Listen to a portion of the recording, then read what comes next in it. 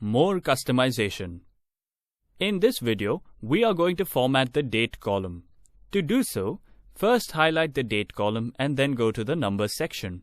Up to the top, it says General, but pull down and select More Number Formats. Here I will go to Custom. Now when we're working with our dates, you will notice we use month as an M, day as a D, and Y as a year. Now notice that I'm not seeing any here that say MM/DD/YY. That would be 2, 2, and 2. I'll always start by using one that's there. It gives me a feel for how it should be typed in, plus it's less work. I'm going to go in and type in an M for month, another D for day, and then I'm going to remove 2 of the Y's. So I have month, month, day, day, and year, year.